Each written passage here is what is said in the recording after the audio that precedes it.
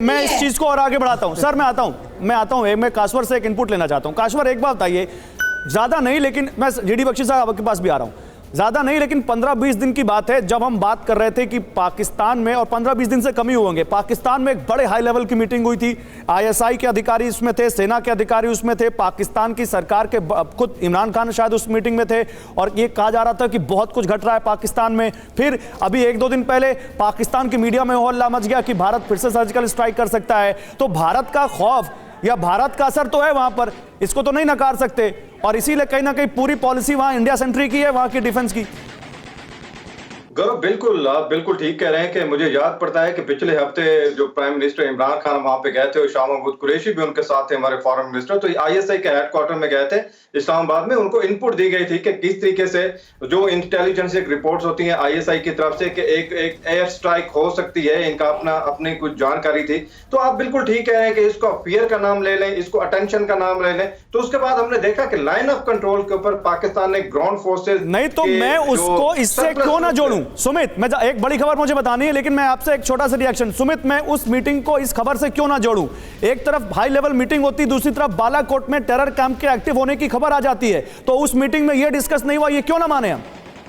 देखिए, ऐसा नहीं है कि पाकिस्तान में सारी चीज़ें आवाम को पता नहीं, या फिर आप कह सकते हैं कि हाई लेवल के ऑफिसर्स को नहीं पता। ये सारी चीज़ें सबको कॉन्फिडेंस में लेके की जाती हैं। और अभी जब हम बालाकोट के रिवाइवल की बात कर रहे थे कि पिछले साल से इसका प्लान शुरू हुआ, रऊफ असगर किस तरीके से कई लंबे समय तक अफगानिस्तान और पाकिस्तान के बॉर्डर पर रहा, ये सारे प्लान्स को आईएसआई और खासतौर पर पाकिस्तान के आला अधिकारियों से साझा किया गया था। मैं जीडी बख्शी साहब का एक कमेंट देना चाहता हूं। जीडी बख्शी सर, फिर तो ये लिंक करनी पड़ेगी ना मीटिंग्स जो ये होती है वहां पर डिफेंस हेडक्वार्टर्स में।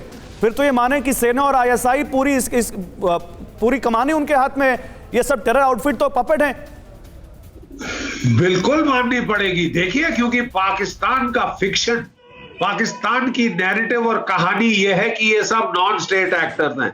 हम इनके साथ क्या कर सकते हैं साहब? हमारी कोई जिम्मेवारी नहीं, हम तो पाक साफ हैं, हम तो गंगा जल से धुले हुए तुलसी के पत्ते हैं। ये है वो, ये है ये पपेट मास्टर्स हैं। ये है वो जो पपेट के स्ट्रिंग्स हिलाते हैं। आईएसआई और फौज ने इनको खड़ा किया है, आर्म किया है, ट्रेन किया है, पैसे दिए हैं, इन्फिल्ट्रेट कराते हैं और ऑपरेशन को सैटेलाइट फोन्स पे मॉनिटर करते हैं, कंट्रोल करते हैं। ISI and the army are involve through and through. बहुत बड़ी बात कह दी आप। न्यूज़ टॉप 9 रोज सुबह 7 बजे और शाम 7 बजे सिर्फ TV9 भारतवर्ष पर।